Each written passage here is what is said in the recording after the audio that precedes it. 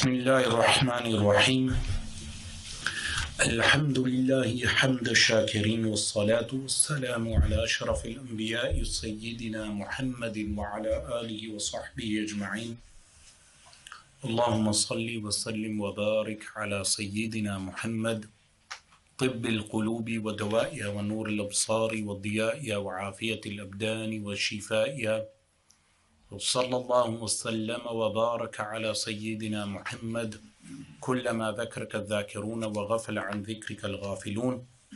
Today, inshallah, we are covering the epistle. Risala. Epistle is like a short work that may cover a page or two if written down. The work of whom? Al-Imam Ibrahim al-Bajuri rahimahullah ta'ala, who passed away in the year 1276, around that period, Hijri, Islamic dates. So he wrote a summarized work on Tawhid, oneness of Allah subhanahu wa ta'ala. These are essential beliefs which every Muslim must know. He says, rahimahullah ta'ala, يجب على كل مكلف. It's essential upon every mukallaf. What is mukallaf? A mukallaf is a person who is legally obliged. He must know. Meaning in Sharia of Allah subhanahu wa ta'ala, he's responsible. He has a responsibility. What is that responsibility? One of them is to know Tawhid. How does a person become a mukallaf? A mukallaf is a person who reaches the age of maturity. Once he reaches the age of maturity, he has aql, his intellect and sanity. And then there are other conditions which are mentioned, which are essential upon the mukallaf, for a person to be deemed a mukallaf. And then there are those things which are fard on that mukallaf, like knowing salah, how to pray. But the first thing is knowing Tawheed, knowing Allah subhanahu wa ta'ala. So he states, ala kulli mukallafin, every mukallaf, a person who is obliged by Sharia, an ya'rifa, that he must know. What must he know? Ma yajibu fi haqqihi ta'ala. What is essential in the right of Allah subhanahu wa ta'ala. What is wajib for Allah subhanahu wa ta'ala? What is wajib? Wajib is that which never changes. Wajib is that which never changes. Wajib is that which is essential. It does not undergo any change. ما يجب في حقه تعالى وما يستحيل, and what is impossible. What is impossible to be ascribed to Allah subhanahu wa ta'ala, وما يجوز, and what is possible. So in total, three things every Muslim must know. What is essential for Allah subhanahu wa ta'ala, what is mustahil, impossible, and what is permissible. Because you can never do dhikrullah without knowledge of the madhkur. You can never remember Allah without knowledge of the one you are remembering. He states, فَيَجِبُ فِي حَقِّهِ تَعَالَى. The first thing which is essential for every Muslim to know, what is necessary for the right of Allah subhanahu wa ta'ala, al-wujud, existence. So whenever you are asked what is the first attribute we ascribe to Allah subhanahu wa ta'ala, you must say al-wujud, existence. وَضِدُّهُ الْعَدَمُ, its opposite is non-existence. So al-wujud is necessary for Allah, wajib for Allah. Its opposite, which is al-adam, non-existence, is mustahil, impossible for Allah. So Then he says, وَالدَّلِيلُ عَلَى ذَلِكَ. So if a believer is asked with regard to the basic proof of his iman, how do you know Allah exists? Because someone was telling me today that they asked a Muslim, after the person requested, please do dua that I pass away on iman. So the person asked, if you were asked to prove your faith, meaning establish your faith through dalil, proof and evidence, would you be able to do so? He said no. So how can he hope to die on iman when he does not even know the basis for his iman? So it's essential for every Muslim to know the basis of his iman. So the proof for the existence of Allah subhanahu wa ta'ala, wujudu hadhi al-makhluqat, the very existence of creation. If someone asks, how do you know a creator exists? You simply signify to him that the very existence of creation points out to the existence of a creator. wujudu hadhi al-makhluqat. ويجب في حقه تعالى القدم. It is essential for us to acknowledge that it is wajib, essential in the right of Allah subhanahu wa ta'ala, to have the divine attribute of al-qidam. What is al-qidam? Al-qidam is pre-existence, meaning Allah subhanahu wa ta'ala being beginningless, without beginning. وَمَعْنَاهُ, the meaning of this, أَنَّهُ تَعَالَى لَا أَوَّلَ لَهُ. The meaning of this, that Allah subhanahu wa ta'ala لَا أَوَّلَ لَهُ, you cannot say he has an inception point, a point at which he started. لَا أَوَّلَ لَهُ, there is no first for him. وَضِدُّهُ الْحُدُوثُ, the opposite to this is al-huduth, which is contingency, that coming into existence after non-existence. That's impossible. So the first attribute we have covered is al-wujud, that Allah subhanahu wa ta'ala exists. Its opposite is what? Al-adam, non-existence. The second attribute is what? Al-qidam, that Allah subhanahu wa ta'ala is beginningless, that he does not have a beginning. The opposite to this is al-huduth. What is al-huduth? To ascribe to Allah subhanahu wa ta'ala a beginning. This is impossible. So he states, وَالدَّلِيلُ عَلَى ذَلِكَ, what is the proof for the fact that Allah subhanahu wa ta'ala has no beginning? أَنَّهُ لَوْ كَانَ حَادِثًا, that if he were contingent, the word for huduth is contingent, meaning something coming into existence after non-existence.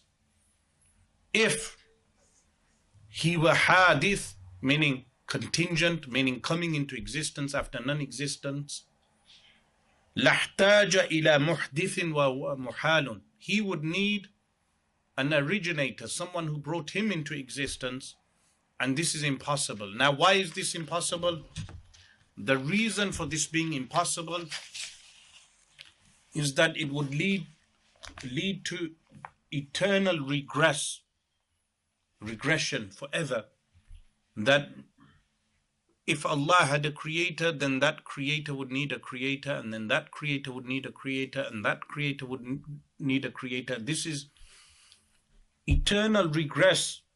For something that's contingent is impossible. For something that has a beginning, to have something having started it or bringing it about, or the inception of it, that would entail that thing has a beginning, and then that thing has a beginning, and this goes on forever. This is impossible. So you must write down what the first attribute is, al-wujud. Its opposite is what? Al-adam. So al-wujud is existence. The opposite is what? Al-Adam, non-existence, is impossible to be ascribed to Allah. The second, Al-Qidam, that Allah subhanahu wa ta'ala is beginningless. He has no beginning. And the opposite is what? Al-Huduth, that having a beginning and ascribing a beginning to Allah is impossible from the mustahil. Muhal, meaning totally impossible. The third, he states, وَيَجِبُ فِي حَقِّهِ تَعَالَى, it's essential in the right of Allah, the Most High, al-baqa'u. What is al-baqa'? That Allah subhanahu wa ta'ala is eternal in the sense that He is endless. He does not perish. وَمَعْنَاهُ أَنَّهُ تَعَالَى لَا آخِرَ لَهُ. The meaning of this is there is no end to Allah. Now some people, they ask a very basic question. They say, if paradise and hellfire are eternal, are they not like Allah? The answer is very simple. That hellfire and paradise have a point of inception when they came into existence. That would entail that they are hadith, they are contingent. Secondly, they are sustained by Allah. So when we say paradise is eternal, it's eternally sustained by Allah subhanahu wa ta'ala, but it has a beginning point. Everything has a beginning point, a point of inception. Everything in creation from the arsh and the kursi is contingent in the meaning that it had a point at which it began. The only one who has no beginning point is Allah subhanahu wa ta'ala. So he states, وَمَعْنَاهُ, its meaning is أَنَّهُ تَعَالَى لَا آخِرَ لَهُ, there is no end for Him. وَضِدُّهُ الْفَنَاء, its opposite is what? Al-fana, perishing. So you have al-baqa, that Allah subhanahu wa ta'ala is what? Endless and eternal. The opposite is what? Al-fana, perishing. وَالدَّلِيلُ عَلَى ذَلِكَ, the proof for that, أَنَّهُ لَوْ كَانَ فَانِيًا لَكَانَ حَادِثًا, that if we were to ascribe to Allah subhanahu wa ta'ala to be perishing, then that would mean He is hadith. Because anything that perishes, anything that finishes, it means it has a beginning point and then it comes to an end, and therefore it is contingent. وَهُوَ مُحَالٌ, and this is impossible. Because if He were perishing, that would entail He is not eternal, He is what? Hadith, contingent, and then that would lead to regression again. Continuous regression, a tasalsul, which is impossible. In the way I explained previously, that would mean He had a beginning, and the one who created Him had a beginning, and the one who created Him had a beginning to no end.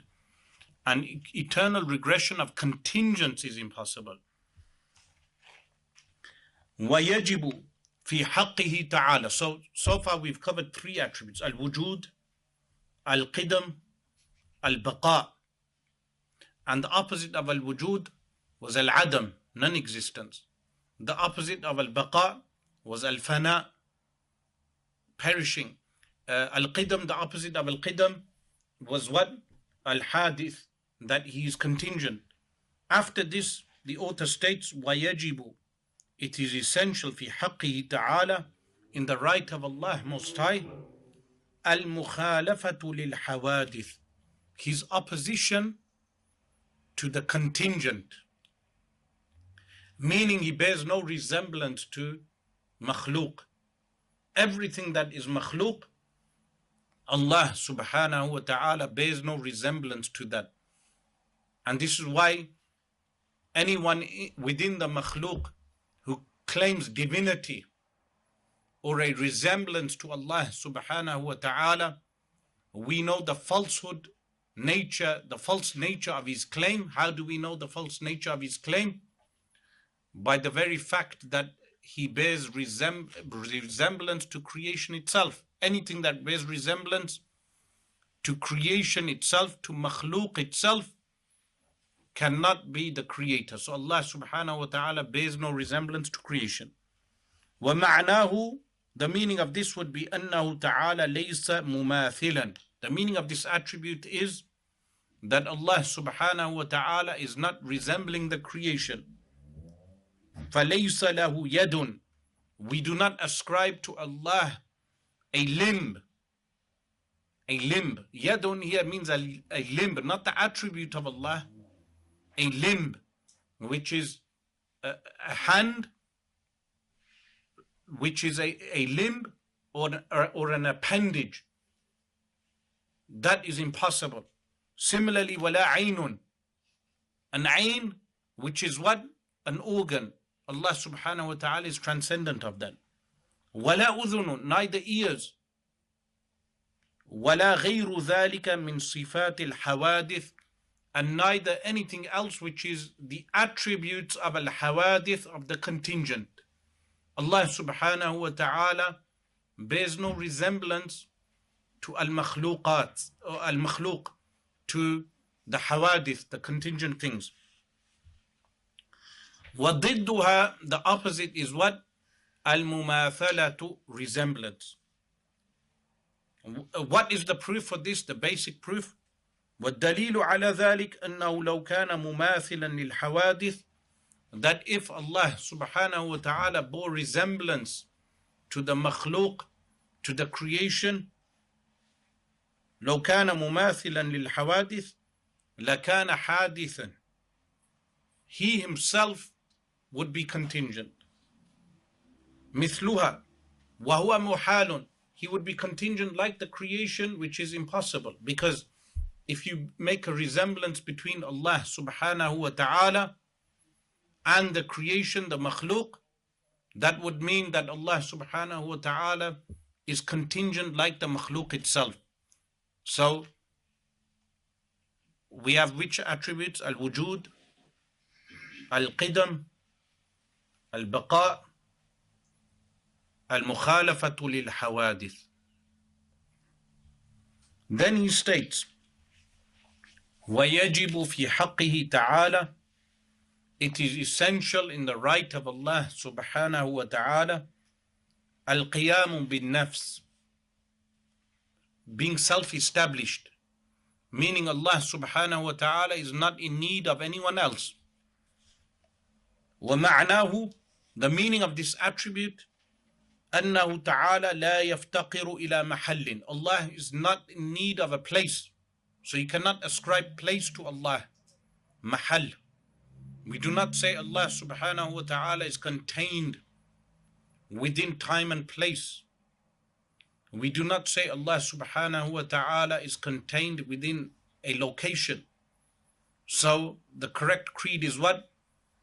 That Allah subhanahu wa ta'ala exists without time and place, because He is the creator of time and place, and He exists now as He has always been prior to the existence of time and place. You cannot say Allah subhanahu wa ta'ala created time and place and then indwelled within time and place. This is why the question, is Allah in the universe or out of the universe? This question is false. Why? Because in or out of the universe does not apply to Allah subhanahu wa ta'ala. Because in or out is the very nature of creation, being limited with parameters, with boundaries. To say in or out, the correct answer is what? Allah is as He has always been, and He remains as He is, as He was prior to the creation of the heavens and the earth. So to ask, is He in the heavens or out the heavens, this question does not apply to Allah subhanahu wa ta'ala. Similarly, ascribing direction to Allah, physical direction to Allah subhanahu wa ta'ala, is a false belief. You cannot say Allah subhanahu wa ta'ala is in this location or that location. Anything which entails that Allah subhanahu wa ta'ala is in an upward physical direction, the reason why the upward direction is mentioned in some of the Quran and some of the ahadith is because of the tajalli which is what? Manifestation of Allah subhanahu wa ta'ala in those places, as well as the divine commands of Allah subhanahu wa ta'ala descending from those areas, from the heavens, for instance. But when we read Ar-Rahmanu ala al-Arshi istawa, the merciful rose on the throne, it does not entail a physicality for Allah subhanahu wa ta'ala. It's in reference to a divine action of Allah subhanahu wa ta'ala. So we do not ascribe place to Allah subhanahu wa ta'ala. وَلَا إِلَى مُخَصِّصٍ, and neither does something make him specific, like for someone to say he is in a location, mahal, or specify something specifies him within boundaries or a place, spatial location, within time and place. Any of these things are not ascribed to Allah subhanahu wa ta'ala. وَضِدُّهُ, its opposite is what? Meaning the opposite to the attribute. الْإِحْتِيَاجُ إِلَى الْمَحَلِّ وَالْمُخَصِّص, needing a place or needing something to specify him in a location or boundaries. وَالدَّلِيلُ عَلَى ذَلِكَ, the proof for that, أَنَّهُ لَوْ احْتَاجَ إِلَى مَحَلٍّ, that if Allah subhanahu wa ta'ala needed a place, لَكَانَ صِفَةً, then Allah subhanahu wa ta'ala would be an attribute. وَكَوْنُهُ صِفَةً مُحَالٌ, Allah being an attribute of something is impossible. وَلَوْ احْتَاجَ إِلَى مُخَصِّصٍ, if Allah was in need of a specifier, something to specify him, لَكَانَ حَادِثًا, he would be what? A hadith, meaning a contingent. وَكَوْنُهُ حَادِثًا مُحَالٌ, him being a contingent thing is impossible. Here, some people ascribe Allah subhanahu wa ta'ala being in every time and place. So they say Allah is everywhere. This is a false belief. You cannot say Allah subhanahu wa ta'ala with the that is everywhere, because Allah subhanahu wa ta'ala is free from time and place. This is a common mistake. A limb, or it does not entail appendages, or it does not entail tashbih or tamthil with makhluk, similarity to creation. We just understand it to be an attribute of Allah, a qualitative attribute of Allah. And the attributes of Allah subhanahu wa ta'ala do not entail any likeness to makhluk. Simple. What we negate is what? Limbs. What we negate is what? Resemblance to the creation. The second thing is, how do we understand certain verses or hadith, like the hadith of the slave girl, when she was asked, Ain Allah, she pointed up to the heavens, and they mentioned that she was a mute, she could not speak, this is why she pointed out to the heavens. This is to point out with regard to the loftiness of Allah. So we say, we ascribe al-fawqiyah to Allah. What is al-fawqiyah? Loftiness. If someone says Allahu fawqa al-arsh, Allah is above the arsh, we affirm this. With what meaning? Fawqiyah mutlaqa, that the fawqiyah does not entail physical location, like huwa al-qahiru fawqa ibadihi, he is the one who is what? Al-qahir, the one who overwhelms, fawqa ibadihi, above his servants, meaning fawqiyah mutlaqa. So we understand fawqiyah as being what? Fawqiyah mutlaqa, meaning not within spatial location or within time and place. These are two things to clarify, otherwise people become confused with Wahhabi ideology, or Najdiyah is a better word, what is known today as pseudo-Salafiyah, where they understand these things to be what? Literal. They understand the appendages or the limbs to be actual literal, and they believe Allah subhanahu wa ta'ala is in actual direction. This is one of the major differences between Ahlul Sunnah wal Jama'ah and the pseudo-Salafis, the claimants of following a Salafus Salihun. In reality, they follow Abu al-Abbas Ahmad bin Taymiyyah and his Fatwa al-Hamawiyyah al-Kubra, which he wrote, which gives a direction to Allah subhanahu wa ta'ala. This is the first major difference between Ahlul Sunnah wal Jama'ah and the pseudo-Salafis. So we do not understand if we read the Quran or the Hadith, like we read Wajhullah, which translates as the face of Allah, we do not understand that to be a face like the face of makhluk. We understand it to be an attribute, a qualitative attribute. Qualitative attribute means it is an attribute like as-sam'u wal-basar, divine hearing and divine sight. It doesn't mean a physical organ. It doesn't mean any resemblance to the makhluk in any way whatsoever. So after this, the author rahimahullah ta'ala states, وَيَجِبُ فِي حَقِّهِ تَعَالَى الْوَحْدَانِيَةُ فِي الذَّاتِ. It's essential in the right of Allah subhanahu wa ta'ala, الْوَحْدَانِيَةُ فِي الذَّاتِ, oneness in essence, the aseity of Allah, oneness in essence, وَفِي الصِّفَاتِ, and in His divine attributes, وَفِي الْأَفْعَالِ, and in His divine actions. So, what do we mean by this? He says, وَمَعْنَى الْوَحْدَانِيَةِ فِي الذَّاتِ, the meaning of oneness in His essence, أَنَّهَا لَيْسَتْ مُرَكَّبَةً مِنْ أَجْزَاءٍ مُتَعَدِّدَةٍ, that the essence of Allah subhanahu wa ta'ala is not compounded. It's not made up of components, like a human being is made up of components, parts. A machine is made up of components. The universe is made up of components. The makhluk is made up of components. Allah subhanahu wa ta'ala is free from being ascribed with components. So Allah subhanahu wa ta'ala is one in essence, in a that. So you must memorize these terms. A that is the that of Allah, is the being of Allah, or the essence of Allah subhanahu wa ta'ala. That Allah subhanahu wa ta'ala is one in His that, al-wahdaniyah fi that. وَمَعْنَى الْوَحْدَانِيَةِ فِي الصِّفَاتِ, the meaning of oneness in attributes, أَنَّهُ تَعَالَى لَيْسَ لَهُ صِفَتَانِ فَأَكْثَرُ مِنْ جِنْسٍ وَاحِدٍ كَقُدْرَتَيْنِ وَهَكَذا. What the meaning of oneness in attributes of sifat is that every individual attribute is one. So you cannot say, for instance, Allah subhanahu wa ta'ala, He has the attribute of qudra, divine power. You cannot say He has two qudras. So the meaning of oneness in attributes is that each individual attribute is one. So al-qudra is one, al-ilm is one, al-irada is one. Each attribute is one. You cannot say each attribute is numerous.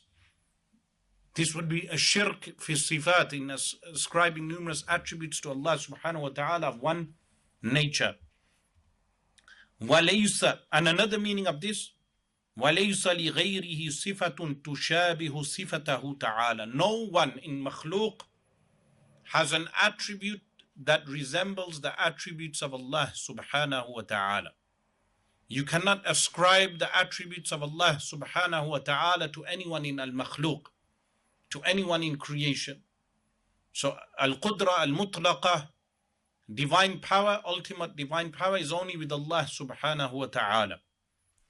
وَمَعْنَى الْوَحْدَانِيَةِ فِي الْأَفْعَالِ, the meaning of Allah subhanahu wa ta'ala having oneness in al-af'al, in divine actions, أَنَّهُ لَيْسَ لِغَيْرِهِ فَعْلٌ مِنَ الْأَفْعَالِ, that other people do not have the actions of Allah subhanahu wa ta'ala. You cannot ascribe, for instance, khalq, creation, to the makhluk. Who creates? Only Allah subhanahu wa ta'ala. What is the opposite to this attribute? وَضِدُّهُ التَّعَدُّدُ, numerosity, being numerous. وَالدَّلِيلُ عَلَى ذَلِكَ, the proof for that is أَنَّهُ لَوْ كَانَ مُتَعَدِّدًا, that if Allah subhanahu wa ta'ala was numerous, meaning there were numerous gods, لَمْ يُوجَدْ شَيْءٌ مِنْ هَذِهِ الْمَخْلُوقَاتِ, nothing from the creation would exist. Why? Because each God would want to carry out his own will. If they do not have their own will, then they are not a separate God. Meaning the very meaning of being separate to an entity is having your own will. Here, one of the major differences between Ahlul Sunnah and the pseudo-Salafi movement, or what is known as Al-Wahhabiyah, and as I said, the term Al-Najdiyah is better, that they believe, and this is based on the teachings of Abu al-Abbas Ahmad bin Taymiyyah, they believe that the mushrikeen, the polytheists of Makkah al-Mukarramah, had Tawhid al-Rububiyyah. This is what they believe. Why do they believe this? Because Abu al-Abbas Ahmad bin Taymiyyah divided Tawhid into types. One of them was Tawhid al-Rububiyyah, which means Allah subhanahu wa ta'ala is the one who alone creates. The second Tawhid type he made up was Tawhid uluhiyyah, ascribing worship. So we only worship Allah alone. But he said the mushrikeen in Makkah al-Mukarramah, they knew Allah created everything alone, but they worshipped numerous gods. This was what he claimed. But this contradicts Al-Quran al-Kareem. If you read numerous verses of Al-Quran al-Kareem, you will find that the mushrikeen, they did not acknowledge that Allah subhanahu wa ta'ala alone created everything. There are numerous verses that demonstrate that they ascribed creation to the idols. They ascribed creation to Jesus, meaning the various faiths and false beliefs that were prevalent at the time. But what Abu al-Abbas Ahmad bin Taymiyyah claimed, that Rasulullah sallallahu alayhi wa alihi wasallam only came to preach Tawhid uluhiyyah. He only came to inform the people, worship Allah alone. You believe Allah alone created everything, worship Allah alone. This contradicts the belief of Ahlul Sunnah wal Jama'ah. Ahlul Sunnah wal Jama'ah, in accordance with the Quran, we say that the polytheists did not know Tawhid Rububiyyah, and they did not know Tawhid Uluhiyyah. If we accept this distinction, they did not know Tawhid at all. Then what happened is Muhammad bin Abdul Wahhab in the 1700s, he adopted this teaching of Abu al-Abbas Ahmad bin Taymiyyah, and he claimed that the Muslims, including the Khalifa at the time, meaning the Uthmani Caliphate, he claimed that they were engrossed in shirk, worse than the polytheists, because he said the polytheists recognized Tawhid Rububiyyah. These people, meaning the Sunnis, they do not recognize even Tawhid Rububiyyah. They are worse, because they ascribe creation, cause and effect to Al-Anbiya alayhimus salatu wassalam, prophets. They ascribe cause and effect and creation to Awliya'ullahi Salihin, the pious people. So he raised the sword and waged war against the Muslims. And this is the foundation for that. But this is false teachings. Tawheed is one Tawheed. If you nullify one type of Tawheed of whatever types he made, you nullify the other. And this teaching is actually contradicted by the teaching of Muhammad bin Abdul Wahhab is actually contradicted by Al-Quran al-Kareem itself. So this is essential to know, because when people, they come across propaganda or the indoctrination of the Najdiyah movement, when they read the works of Muhammad bin Abdul Wahhab, like Kitab al-Tawhid and other works, they make this distinction. So far we have covered al-wujud, al-qidam, al-baqa, al-mukhalafatu lil-hawadith, al-qiyamu bin-nafs, al-wahdaniyah. And we also covered the opposites. So the opposite to each attribute is impossible to be ascribed to Allah subhanahu wa ta'ala. وَيَجِبُ فِي حَقِّهِ تَعَالَى الْقُدْرَةُ. It's essential to ascribe to Allah subhanahu wa ta'ala al-Qudrah. What is al-Qudrah? Divine power. وَهِيَ صِفَةٌ قَدِيمَةٌ. It is an eternal attribute. قَائِمَةٌ بِذَاتِهِ تَعَالَى. Established with the essence of Allah subhanahu wa ta'ala. So, يُوجِدُ بِهَا. Allah subhanahu wa ta'ala brings into existence with it. وَيُعْدِمُ. And He takes out of existence. وَضِدُّهَا الْعَجْزُ. The opposite to this attribute is what? Is al-ajz, inability. So we ascribe al-qudra to Allah. What is the proof? Meaning, we have the textual proof. What is textual proof? Textual proof is what is from Quran and Sunnah. Textual proof. But we have rational proof from the mind also. وَالدَّلِيلُ عَلَى ذَلِكَ. The proof for that is أَنَّهُ لَوْ كَانَ عَاجِزًا. That if we ascribe inability to Allah, لم يوجد شيء من هذه المخلوقات. Nothing would be in existence from this creation. لم يوجد شيء من هذه المخلوقات. So the very existence of the creation entails that Allah subhanahu wa ta'ala is ascribed with what? Al-Qudra. A point here to be made is that Al-Qudra, the divine power of Allah subhanahu wa ta'ala, is only associated with mumkin, those things which are possible. So if someone asks you a question, can God make another God alongside?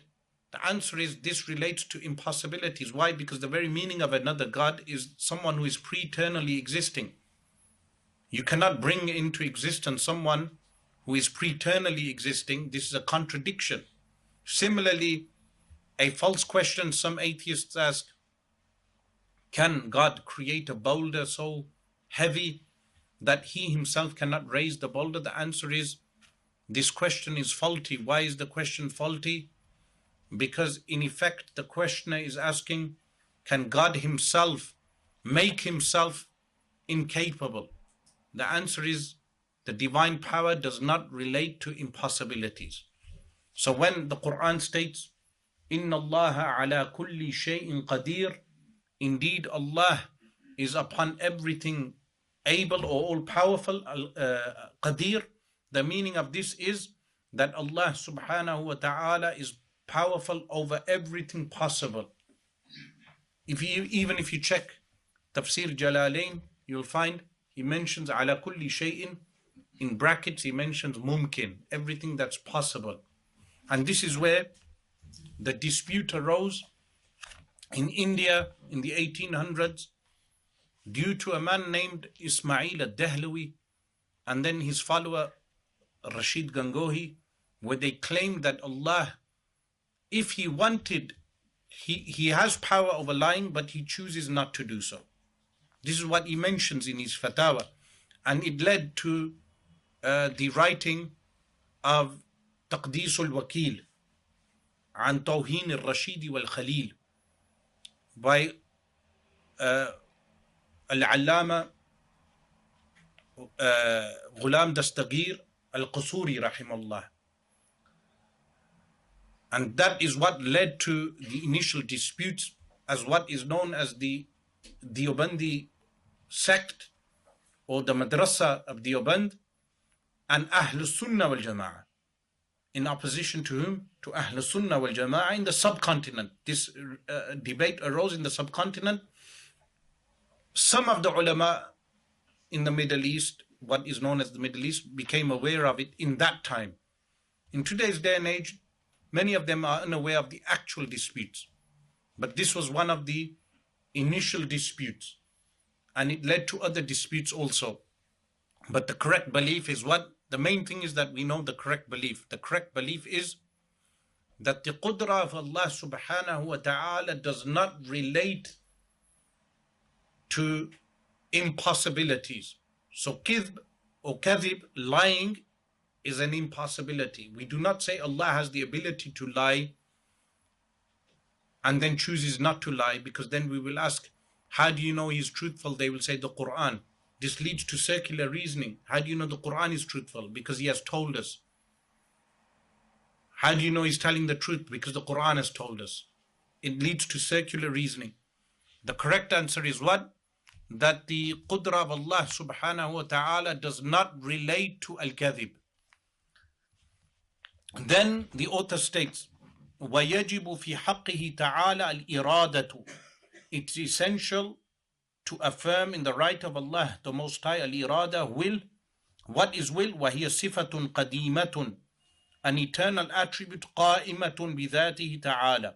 That is established with the essence of Allah subhanahu wa ta'ala. يُخَصِّصُ بِهَا الْمُمْكِنَ بِالْوُجُودِ. He specifies with it and brings into existence with it the possible things. Or bil-wujud, bringing them into existence, or bil-adam, or non-existence. So the al-irada, the will of Allah, only relates to that which is possible. The will of Allah only relates to that which is possible. Or bil-ghina, or making someone rich. Or bil-faqri, or making them poor. Or bil-ilmi, or with knowledge. Or bil-jahli, or with ignorance. Ila ghayri dhalika. وَضِدُّهَا الْكَرَاهَةُ. The opposite to this is disdain or dislike. Meaning Allah disliking for something to happen and it happens. This is impossible. Everything happens with the divine will of Allah subhanahu wa ta'ala. وَالدَّلِيلُ عَلَى ذَلِكَ. The proof for that, أَنَّهُ لَوْ كَانَ كَارِهًا. That if Allah subhanahu wa ta'ala disliked for something to happen, لَكَانَ عَاجِزًا. He would be unable to do, meaning he would be described with inability, عاجز. وَكَوْنُهُ عَاجِزًا مُحَالٌ. Allah subhanahu wa ta'ala being described as what? عاجز. عاجز is impossible. So inability is to ascribe inability to Allah subhanahu wa ta'ala is muhal, impossible. Then the author states, وَيَجِبُ فِي حَقِّهِ تَعَالَى الْعِلْمُ. It's essential to ascribe to Allah subhanahu wa ta'ala al-ilm, knowledge, divine knowledge. وَهِيَ صِفَةٌ قَدِيمَةٌ. It is an eternal attribute, قَائِمَةٌ بِذَاتِهِ تَعَالَى, which is established with his divine essence. يَعْلَمُ بِهَا الْأَشْيَاء. By which he knows things. Meaning, al-ilm is what we refer to as sifa kashifa. It uncovers the unknown. It uncovers the unknown. So he states, وَضِدُّهَا الْجَهْلُ. The opposite to this is ignorance. وَالدَّلِيلُ عَلَى ذَلِكَ. The proof for that is أَنَّهُ لَوْ كَانَ جَاهِلًا. That if Allah subhanahu wa ta'ala were described as jahil, لَمْ يَكُنْ مُرِيدًا. Then he would not be what? Willing. وَهُوَ مُحَالٌ. What this means is that if you say Allah subhanahu wa ta'ala has no knowledge, then this means everything that is created has come into existence without the knowledge of Allah subhanahu wa ta'ala. This is what? Impossible. Meaning he would have no will in such a case. So, after this, the author states, وَيَجِبُ. So far we have covered, if we recap the attributes, which you must memorize. Al-wujud, al-qidam, al-baqa, al-mukhalafatu lil-hawadith, al-qiyamu bin-nafs, al-wahdaniyah. What else? Al-qudra, al-ilm. And now we reach the attribute of al-hayatu. وَيَجِبُ فِي حَقِّهِ تَعَالَى. It's essential in the right of Allah subhanahu wa ta'ala, al-hayatu, divine life. وَهِيَ صِفَةٌ قَدِيمَةٌ قَائِمَةٌ بِذَاتِهِ تَعَالَى. It is an attribute that is eternal and established with the essence of Allah the Most High. تُصَحِّحُ لَهُ, it validates for him, أَنْ يَتَّصِفَ بِالْعِلْمِ وَغَيْرِهِ, that he can be described with knowledge and other attributes. مِنَ الصِّفَاتِ وَضِدُّهَا الْمَوْتُ, the opposite to this is death. So by this we know crucifixion is impossible, because, and the falsehood of Christianity, because in Christianity they ascribe death to God. So death would entail that God loses his attributes, divine attributes. قَائِمَتَانِ بِذَاتِهِ تَعَالَى, established with the essence of Allah the Most High. يَنْكَشِفُ بِهِمَا الْمَوْجُودُ, what becomes uncovered with them is the existent. Whatever exists in creation becomes uncovered. When we say Allah subhanahu wa ta'ala is all seeing and all hearing, it means all seeing and all hearing of color also. For instance, he hears colors. Human beings, they won't hear colors. So the attribute of hearing and seeing is linked to everything in existence, not just to sound waves. So human beings, their hearing is limited. وَضِدُّهُمَا, the opposite to السَّمْعُ وَالْبَصَرِ, divine hearing and divine sight. الصَّمَمُ وَالْعَمَى is muteness or deafness, samam, wal-ama, blindness, meaning this is impossible to be ascribed to Allah subhanahu wa ta'ala. وَالدَّلِيلُ عَلَى ذَلِكَ قَوْلُهُ تَعَالَى, the proof for that is the saying of Allah the Most High, وَهُوَ السَّمِيعُ الْبَصِيرُ, yet he is all hearing and all seeing. وَيَجِبُ فِي حَقِّهِ تَعَالَى الْكَلَامُ, it's essential to ascribe to Allah subhanahu wa ta'ala divine speech. Now what is the divine speech? An attribute of Allah subhanahu wa ta'ala that is al-qa'ima bidhati, established with his essence. وَهُوَ صِفَةٌ قَدِيمَةٌ, it is an eternal attribute, قَائِمَةٌ بِذَاتِهِ, that is established with his essence ta'ala, لَيْسَتْ بِحَرْفٍ وَلَا صَوْتٍ. So this is the position of Ahlul Sunnah wal Jama'ah, that the Kalamullah, which is the divine attribute, is not ascribed with letter and voice. What do we mean by this? The actual attribute which is qa'ima bidhat.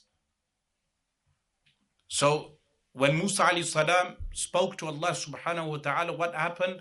Allah subhanahu wa ta'ala removed the veils from his ears, that he was able to hear the divine speech, which is the attribute. But this also means that the attribute is also heard not only with the ears, it's heard with everything. Because the divine attribute is different to human speech. Human speech is composition of voice, a voice box, and a tongue and teeth. The divine attribute is an attribute with Allah subhanahu wa ta'ala. So this would mean on the Day of Judgment, when all the servants are standing, everyone will individually talk to Allah. How will they all be able to individually talk? Allah subhanahu wa ta'ala will unveil for them according to their capacity and according to what is revealed to them. Unveil to them what? The divine attribute of al-kalam. وَضِدُّهَا الْبَكْمُ, the opposite is what? Muteness, being unable to speak. وَهُوَ الْخَرَسُ, meaning muteness, dumbness. وَالدَّلِيلُ عَلَى ذَلِكَ قَوْلُهُ تَعَالَى, the proof for the divine speech is the saying of Allah the Most High, وَكَلَّمَ اللَّهُ مُوسَى تَكْلِيمًا, and Allah the Most High spoke to whom? To Musa alayhi salam, taklima, with divine speech. So we affirm kalamullah for Allah subhanahu wa ta'ala. So these last 7 attributes, which are known as sifatul ma'ani. Sifatul ma'ani is qualitative attributes. What were they? Al-ilmu, al-qudratu, al-hayatu, al-iradatu, al-sam'u wal-basar, and al-kalam. These are 7 attributes. They are known as sifatul ma'ani, qualitative attributes. What do we mean by qualitative attributes? Qualities, sifat of Allah subhanahu wa ta'ala. Do the Ahlul Sunnah wal Jama'ah, which is the Ash'aris and the Maturidis and the Ahlul Athar, do they limit the attributes to 7? The answer is no. Because this is what the pseudo-Salafis do, is they spread false information. They say that the Ahlul Sunnah wal Jama'ah limit the attributes to 7. This is false. We ascribe all the other attributes also, but we say it's essential for every Muslim to know these 7 and the additional 7. And if you add all of them, making 20 in total, it's essential for every Muslim to know them in detail, or sufficient detail to be able to give a basic answer on those attributes. But do we negate Yadullah, Wajhullah, all these things that have been mentioned in the Quran and Sunnah? The answer is no. We affirm them also as qualitative attributes. What we do not do is take them on the apparent in the meaning of being a limb. Being a limb, we negate that. But we do not negate them as attributes of Allah subhanahu wa ta'ala. So then the author lists 7 other attributes which are known as as-sifatul ma'nawiyah. What are these as-sifatul ma'nawiyah? He states, وَيَجِبُ فِي حَقِّهِ تَعَالَى, it's essential in the right of Allah the Most High, كَوْنُهُ قَادِرًا, Him being all-powerful. وَضِدُّهُ كَوْنُهُ عَاجِزًا, the opposite of it is Him being what? Unable. وَالدَّلِيلُ عَلَى ذَلِكَ دَلِيلُ الْقُدْرَةِ, the proof for that is the proof of al-Qudra. So Allah being al-Qadir. So firstly we ascribed al-Qudra to Allah. Now we say Allah is al-Qadir, the all-powerful. Similarly, وَيَجِبُ فِي حَقِّهِ تَعَالَى كَوْنُهُ مُرِيدًا, Allah subhanahu wa ta'ala, it's essential in His right to being what? All-willing. وَضِدُّهُ كَوْنُهُ كَارِهًا, the opposite is what? Him being disliking, meaning to bring something into existence and it comes into existence. This is impossible. Everything only comes into existence with the divine will of Allah subhanahu wa ta'ala. وَالدَّلِيلُ عَلَى ذَلِكَ الْإِرَادَةُ, دَلِيلُ الْإِرَادَةِ, the proof for that is the same proof of the divine will. So the proof is the same. وَيَجِبُ فِي حَقِّهِ تَعَالَى كَوْنُهُ عَالِمًا, it's essential in the right of Allah the Most High, Him being what? عَالِمًا, being all-knowing. وَضِدُّهُ كَوْنُهُ جَاهِلًا, the opposite of this is Him being jahil. وَالدَّلِيلُ عَلَى ذَلِكَ دَلِيلُ الْعِلْمِ, the proof for that is the same proof of al-ilm. وَيَجِبُ فِي حَقِّهِ تَعَالَى كَوْنُهُ حَيًّا, it's essential in His right that He is all living. وَضِدُّهُ كَوْنُهُ مَيِّتًا, the opposite to this is Him being dead. وَالدَّلِيلُ عَلَى ذَلِكَ دَلِيلُ الْحَيَاةِ, the proof for that is the proof of life. وَيَجِبُ فِي حَقِّهِ تَعَالَى, it is also essential in the right of Allah the Most High, كَوْنُهُ سَمِيعًا بَصِيرًا, Him being all hearing and all seeing. وَضِدُّهُمَا, the opposite to them, كَوْنُهُ أَصَمَّ, Him being what? Deaf. وَكَوْنُهُ أَعْمَى, Him being what? Blind. وَالدَّلِيلُ عَلَى ذَلِكَ دَلِيلُ السَّمْعِ وَدَلِيلُ الْبَصَرِ, the proof for that is the proof of hearing and seeing that we've already covered. وَيَجِبُ فِي حَقِّهِ تَعَالَى كَوْنُهُ مُتَكَلِّمًا, it's essential in the right of Allah subhanahu wa ta'ala being what? Mutakallim, speaking. وَضِدُّهُ كَوْنُهُ أَبْكَمًا, the opposite to that is Him being what? A mute. وَالدَّلِيلُ عَلَى ذَلِكَ, what is the proof for that? دَلِيلُ الْكَلَامِ is the same proof that we covered in Kalam, which was وَكَلَّمَ اللَّهُ مُوسَى تَكْلِيمًا, the Quran states that Allah spoke to Musa alayhi salam. In total, these are how many attributes? 20 attributes. So we have covered 20 essential wajib attributes of Allah subhanahu wa ta'ala. We have also covered the opposites. So those opposites are impossible to be ascribed to Allah subhanahu wa ta'ala.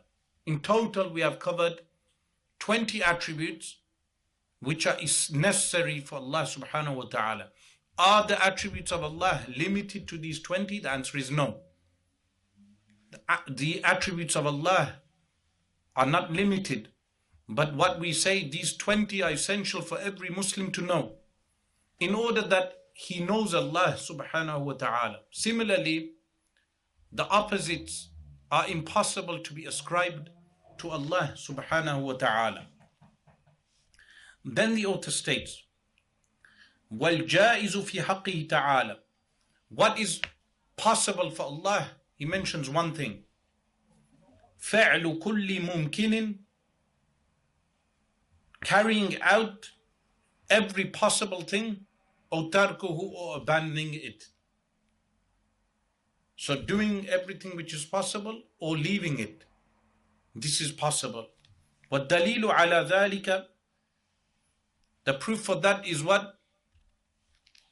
أنه لو وجب عليه سبحانه وتعالى فعل شيء أو تركه. That if it were essential upon Allah, glorified and high is He, فعل شيء أو تركه, doing something or abandoning it, لصار الجائز واجبا أو مستحيلا. The possible would become necessary or impossible, وهو محال. And this is impossible in itself. What that means? Allah subhanahu wa ta'ala is not forced or compelled to do anything. There are some public speakers, ignorant public speakers, who sit on the mimbar within Ahl Sunnah wal Jama'ah masajid, who say things sometimes that contradict the beliefs of Ahl Sunnah wal Jama'ah. Things like believing that the nur of the Prophet sallallahu alaihi wasallam is created from the essence of Allah subhanahu wa ta'ala. This is wrong. This is a false belief.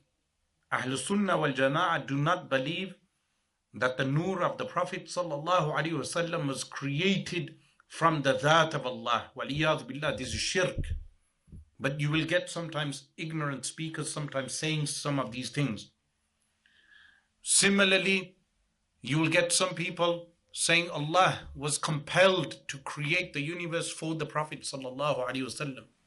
You cannot say this. You cannot say Allah subhanahu wa ta'ala, it is wajib upon him to have created the Prophet sallallahu alaihi wasallam. So what happens when these ignorant people say these type of statements? That gets ascribed to Ahl Sunnah wal Jama'ah, and it tarnishes the Ahl Sunnah wal Jama'ah, that people cannot distinguish between our correct beliefs and our false beliefs. So then they label everyone as being from that set of beliefs. It's essential for everyone to know that ascribing these things is falsehood. So similarly, some of them, when they mention Qissatul Isra wal Mi'raj, the ascension, they will say the Prophet sallallahu alaihi wasallam was in close proximity to Allah.